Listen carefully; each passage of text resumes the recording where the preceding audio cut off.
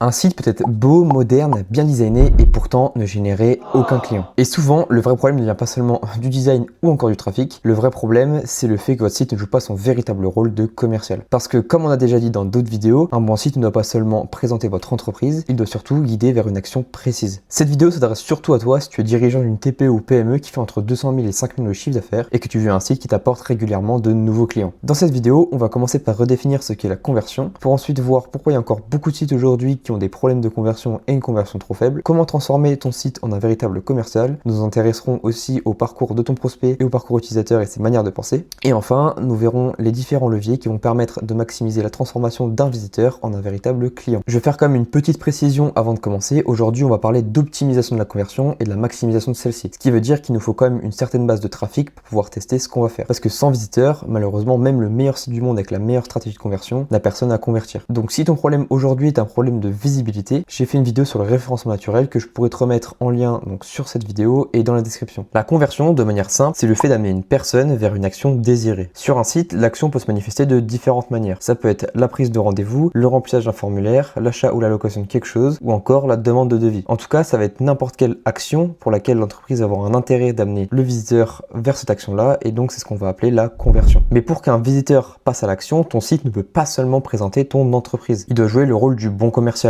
C'est-à-dire qu'il doit comprendre le prospect, lui montrer que tu as la solution adaptée à son désir, son besoin ou encore son problème, le rassurer avec des preuves et le guider le plus possible en enlevant ses objections pour pouvoir le favoriser à aller le plus naturellement possible vers l'action désirée. Et un bon commercial ne vend pas forcément n'importe quoi à n'importe qui. Il s'adapte à la personne en face de lui, à son problème, à son niveau de maturité qui est très important et surtout à ce que cette personne a besoin de comprendre et savoir avant de passer et avant de prendre une décision. Et pour ton site, c'est exactement la même chose. Il va devoir rendre le parcours clair, fluide et rassurant, de sorte à ce que ton prospect, autrement dit ton visiteur, comprenne que la bonne solution c'est bien toi qui l'as et qu'il a envie de passer à l'action chez toi et pas chez un autre. Beaucoup de sites ne convertissent malheureusement pas assez puisqu'ils sont présentés comme des plaquettes de présentation. Alors qu'en vrai, un site ça doit être vraiment pensé comme un outil de vente. Voyons donc maintenant les principaux blocages qui reviennent dans les sites qui convertissent pas ou du moins pas assez. Le premier blocage, c'est le message. Au début, quand quelqu'un va arriver sur ton site, surtout quand c'est un inconnu et qu'il te connaît pas, il va pas s'intéresser directement à qui tu es. Il ne veut pas forcément directement savoir combien d'années ton entreprise existe, quelles sont tes valeurs et pourquoi selon toi tu es le meilleur. Parce qu'on va pas se cacher, tout le monde dit qu'il est le meilleur, tout le monde dit qu'il est le plus sérieux et tout le monde dit surtout qu'il a un accompagnement de qualité. Ce qui va vraiment faire la différence, c'est que le visiteur se reconnaisse dans le manque que tu viens combler. Il doit comprendre rapidement que tu as bien identifié son problème, son désir ou encore son besoin. Et seulement après, il va commencer à comparer, regarder tes preuves, analyser ton offre et se faire son propre avis. Le deuxième blocage, ça va être le parcours. Beaucoup de sites essaient de tout dire à tout le monde et surtout sur la même page. Résultat, le visiteur ne sait plus regarder ni quoi comprendre et il ne sait plus quelle action faire. Si ton entreprise propose plusieurs services, alors ta page d'accueil doit mettre en avant ton service ou encore produit principal, celui pour lequel tu vas être reconnu et celui pour lequel la majorité des prospects vont venir. Surtout, ce qu'il faut retenir, c'est que les autres services ne doivent pas être mélangés au hasard sur ta page d'accueil. Sinon, tu vas diminuer la compréhension de tes visiteurs et quand tu vas diminuer leur compréhension, ils vont tout simplement partir du site. Comme ça, ta page d'accueil va rester claire avec le service principal et tous les autres services vont avoir une page attribuée afin de garder leur propre espace avec les bons messages, afin de convaincre les bonnes personnes au bon endroit. Car mieux vaut être perçu très fort ou encore expert dans un domaine précis que moyen dans 5 domaines différents, parce que, en tout cas pour moi, je préfère aller chez un expert que quelqu'un de moyen. Le troisième blocage, ce sont les CTA. Sur beaucoup de sites, les appels à l'action sont trop faibles, peu nombreux ou encore mal adaptés au niveau de maturité du visiteur. Un bouton comme en savoir plus ou encore découvrir n'est pas du tout engageant, parce que ce soit une personne X ou Y, quand il vient sur le site, il vient pas avec l'objectif d'en savoir plus. Ce que tu veux et ce que le visiteur veut, c'est être guidé, et donc être guidé, il faut être guidé vers une action précise. Donc ça peut être une demande de devis, la prise de rendez-vous, bref, peu importe, tant que c'est quelque chose qui est utile à ton entreprise et qui est tourné vers l'action. Et surtout, ils doivent aussi être accompagnés par une raison réelle d'agir. Pas avec une fausse urgence, mais avec l'éducation au prospect qui va être nécessaire en lui montrant ce qu'il continue à perdre s'il ne règle pas son problème, son désir ou encore son besoin. Le quatrième blocage, ça va être le manque de preuves. Aujourd'hui, il y a de la concurrence un peu partout et donc ton prospect va pas te croire juste parce que tu lui dis que t'es le meilleur. Il va donc comparer. Et ce qu'il va comparer, ça va être tes avis, tes réalisations avec des exemples de cas concrets si tu peux en avoir détaillé. Et il va aussi comparer le fait que tu aies des résultats ou non. Et il va comparer ça avec les différentes entreprises que tu peux avoir dans ton secteur. Si tu as une activité plutôt jeune, c'est normal de ne pas avoir forcément beaucoup de cas clients. Mais dès que tu as quelques clients et déjà quelques projets réalisés, pourquoi s'en priver? Au-delà de tout ce qu'on pourra dire, c'est ton travail qui va démontrer ta différenciation. Et c'est souvent ici qu'une bonne entreprise va sortir du lot face à plusieurs entreprises qui vont être moyennes. Le cinquième blocage, ça va être le manque de réassurance. Les preuves servent à montrer que tu es capable et la réassurance va servir à enlever tous les derniers points de friction au moment de passer à l'action. Parce que le prospect, au moment de demander un devis ou alors de demander un rendez-vous auprès de ton entreprise, il va plus encore se poser poser encore plein de questions. Du type, est-ce que je vais perdre mon temps, est-ce que ça répondra vraiment à mon besoin, et combien ça va coûter, ou encore est-ce que je vais vraiment être bien accompagné. Et ton site, c'est à tous ces freins qu'il va devoir répondre. Avec une FAQ, des garanties, une explication du process clair, des délais, des avis, ou encore une explication super simple de ce qui se passe après la prise de rendez-vous. Le but, c'est de pouvoir placer ton offre ou chacune de tes offres, si tu en as plusieurs, comme des évidences. Le sixième blocage, ce sont les frictions techniques. Et là, on va traiter surtout de deux sujets principaux. Ça va être le mobile et la vitesse. En France, d'après des stats de juin 2026, le trafic web sur mobile représenterait environ 47% contre environ 50% sur ordinateur, et le reste, ça va être des formats différents comme des tablettes. Donc si ton site n'est pas agréable sur mobile,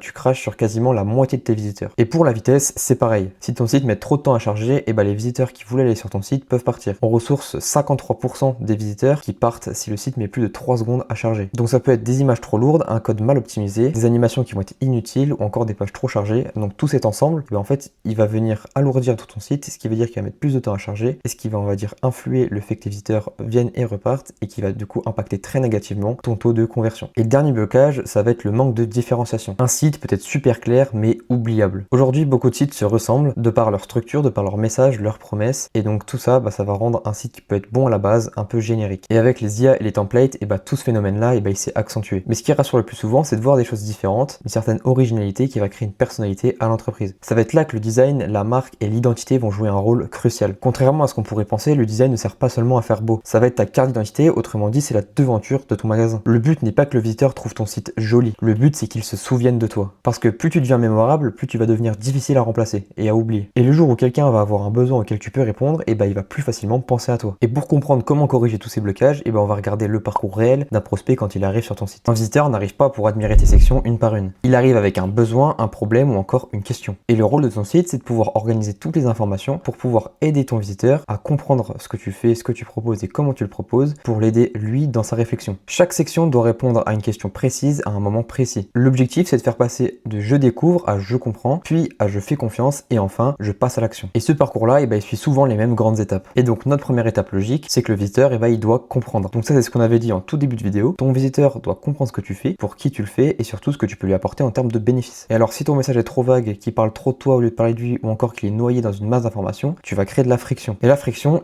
c'est l'ennemi de la conversion. Parce que chaque seconde de doute, d'incompréhension amène la friction et donc la friction va te faire perdre des visiteurs. La deuxième étape, c'est qu'il doit se reconnaître. Ton prospect doit sentir que ton site parle de sa situation, de son problème, de son besoin ou encore de son désir ou même encore de ce qu'il vit au quotidien. Si ton site dit simplement nous sommes experts depuis 20 ans par exemple, ton prospect va rester spectateur. Alors que si dans le cas du BTP, on a une entreprise avec un message qui nous dit notre isolation extérieure vous fait réduire vos factures d'énergie, alors là on a vraiment un prospect qui peut se sentir concerné. Et c'est souvent à ce moment-là que l'attention devient réelle. La troisième étape, c'est qu'il doit comprendre la valeur. Et il ne faut pas confondre la valeur et ton service. Et si on reprend le cas des entreprises dans le BTP qui font des isolations par l'extérieur, ton prospect lui il s'en fout complètement que tu lui proposes une isolation par l'extérieur. Lui ce qu'il veut c'est des réductions de factures sur son énergie, il veut une valorisation de sa maison, une valorisation de sa façade, etc. Et c'est exactement ça que tu dois rendre visible parce que c'est ça qui apporte le plus de valeur. La quatrième étape, c'est qu'il doit être rassuré. Comme on l'a dit, même s'il est intéressé, il peut encore présenter plusieurs doutes. Donc les questions c'était est-ce que tu es compétent, est-ce que c'est vraiment adapté à son cas, quel est le coût, etc. Et c'est donc à ce moment-là que toutes tes preuves vont jouer un rôle crucial. Donc là tu peux mettre tout ce que tu as, donc ça peut être des avis, des réalisations, les résultats, le processus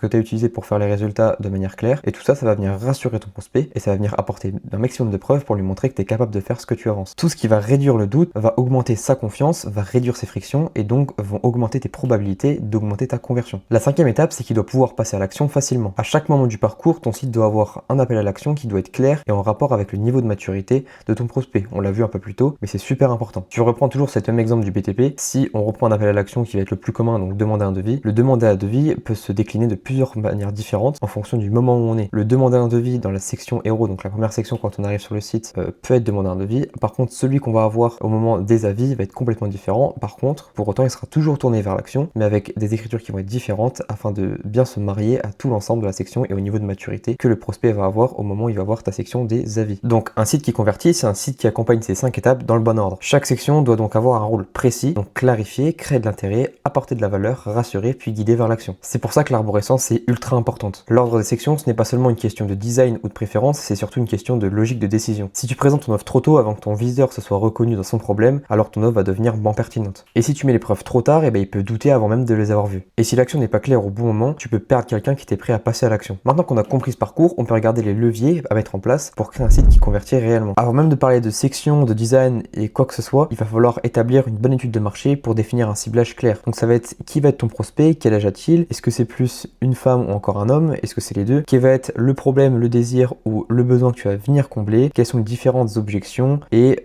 qu'est-ce qu'il va avoir besoin de savoir avant de convertir et avant de pouvoir consommer chez toi. Ensuite, on va avoir deux prérequis techniques, donc qui vont être premièrement le responsive, donc c'est comme on a dit, si votre site n'est pas, on va dire, compatible avec un format téléphone, vous crachez sur quasiment la moitié de vos visiteurs. Donc ça, c'est quelque chose à garder en tête tout au long de la réalisation du site, notamment avec le design. Et ensuite, c'est toute la partie technique, donc c'est ne pas oublier que votre site doit être chargé le plus rapidement possible et qu'on a vu que si votre site ne chargeait pas en 3 secondes, et vous perdez quasiment la moitié des visiteurs avant même d'avoir pu leur montrer quoi que ce soit. Donc c'est ces deux prérequis techniques qu'il faut garder en tête tout au long de la réalisation du site. Donc une fois qu'on a tout ça, qu'on a le bon ciblage, il va falloir établir les objectifs de chaque page et d'établir une bonne arborescence. L'arborescence, ça va être toute la structure de ton site et comment les pages vont interagir les unes avec les autres et comment le visiteur va pouvoir retrouver au plus vite chaque information quand il en a besoin. Donc là, l'idéal, c'est que tu peux reprendre une vidéo que j'ai déjà faite où je détaille point par point comment faire une bonne arborescence. Et l'idée ici, c'est surtout, comme on a pu le dire tout au long de la vidéo, de séparer chaque service avec une page attribuée pour en faire une spécialisation et avoir le bon message pour chaque page, les bonnes preuves pour chaque page et ainsi chaque page a son espace pour convaincre. Maintenant, essayons de voir comment est-ce que tu peux construire au mieux toutes tes sections pour qu'elles arrivent à s'imbriquer les plus facilement et plus naturellement en fonction du parcours et de la logique du prospect, les unes avec les autres. Donc là, on va prendre le cas d'une section d'accueil avec les stricts minimums qu'il faut avoir. La première section de notre modèle, c'est la section héros. Cette section-là, c'est la première que tu vas voir quand tu vas arriver sur un site et c'est celle qui, selon moi, va être la plus importante, tout simplement parce que c'est celle pour laquelle le prospect va réussir à se reconnaître ou non, va réussir à s'identifier ou non, et c'est celle pour laquelle tu as 3 à 5 secondes pour essayer de le convaincre de pouvoir rester sur la page puisqu'il sera au bon endroit ou non. Ensuite, on va avoir un petit bandeau et une petite section et le but ici, c'est de pouvoir rappeler quelques preuves que vous avez dans votre entreprise, des preuves majeures, comme par exemple vos années d'expérience, quelques chiffres qui vont attester de la satisfaction de votre client, par exemple avec les étoiles Google, 5 sur 5 étoiles Google. En fait, c'est tous ces petits éléments-là, donc qui sont super importants et qui vont être rappelés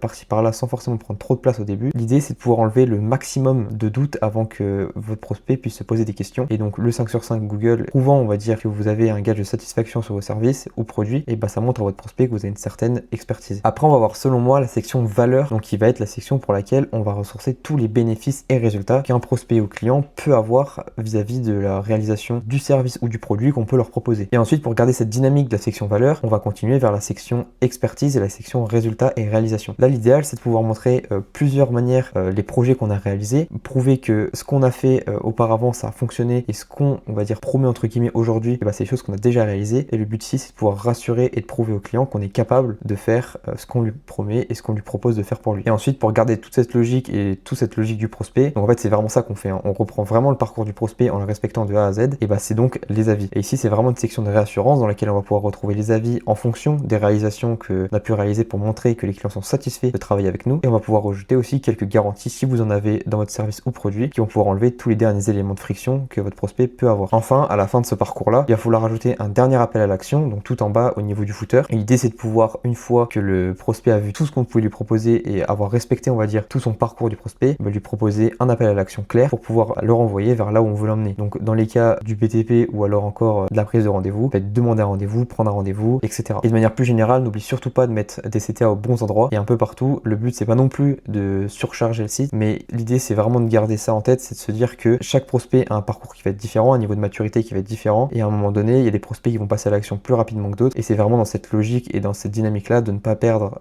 des prospects qui pourraient être déjà chauds et qui auraient déjà envie de passer à l'action. Donc maintenant qu'on a eu la structure et le ciblage et tout ce qui va avec, il va falloir pouvoir écrire tout le long du site avec les bonnes manières d'écrire à ton prospect. Et avec ça, on fait ce qu'on appelle en fait du copywriting. Le copywriting, c'est vraiment donc toute cette pratique-là et tout cet exercice de pouvoir parler avec les bons tons directionnels à ton prospect et avec ce qu'il veut entendre. Donc des fois, tu vas plus tourner les tons de ta communication vers du corpo ou alors plus du côté des contracts, et même ça va jusqu'au vouvoiement ou alors même au tutoiement complet. Et donc dans tout ça, le but, c'est vraiment que le prospect puisse s'identifier au maximum dans ce qu'on peut proposer à travers, au-delà de ça, nos valeurs, etc. C'est de pouvoir montrer qu'en face de lui, il y a des personnes comme lui qui comprennent au mieux le problème en fonction de sa situation et surtout la solution qu'on peut lui apporter. Et il y a un dernier point qui est selon moi un des points les plus importants, ça va être la partie design et identité visuelle. Tout simplement parce qu'aujourd'hui, avec les IA et les templates, faire un site internet n'a jamais été aussi accessible et aussi facile. Et l'idée dans tout ça, c'est que puisque c'est facile et accessible, on a beaucoup de monde qui font des choses qui sont très similaires. Et quand on est similaire, on tombe dans la masse, et quand on est la masse, on est vite oubliable. Et l'idée générale de tout ce travail, c'est de pouvoir devenir mémorable, puisque quand on devient mémorable, on devient inévitable. Et quand on devient inévitable, le jour où une personne a besoin de quelque chose auquel on a la solution, et forcément, il va penser à nous. Et voilà, donc on arrive vers la fin de cette vidéo, et on a aura vu pas mal de choses dans cette vidéo qui étaient plutôt denses, donc comme les erreurs d'un site qui ne convertissait pas, comme les parcours du prospect et un parcours classique. Et on aura vu même dans la méthode qu'on recrachait vraiment et on essayait de vraiment adapter le site et les différentes manières de construire le site en fonction du parcours du prospect. Si en regardant tout ça, tu as des doutes et tu te remets en question sur le fait que ton site ne correspond pas du tout à ça, ne t'inquiète pas, tout ça, ça se corrige. Et si tu veux aller plus loin que cette vidéo aujourd'hui pour pouvoir comprendre plus profondément là où tu perds des clients et comment on peut améliorer ça, on te propose un audit 100% gratuit dans lequel on revient dans plusieurs éléments comme la conversion qu'on a vu aujourd'hui. On revient aussi sur l'arborescence qu'on a un petit peu vu, l'identité visuelle et le design. Et on revient aussi sur la partie référencement. L'idée, c'est de donner une structure claire et une roadmap claire pour pouvoir comprendre tous les différents éléments que tu dois faire pour transformer ton site et qui t'amènent de plus en plus de clients. Donc je te remets le lien de cet audit en description et je te remercie d'avoir regardé cette vidéo en entière si tu es arrivé jusqu'ici et on se retrouve dans une prochaine vidéo.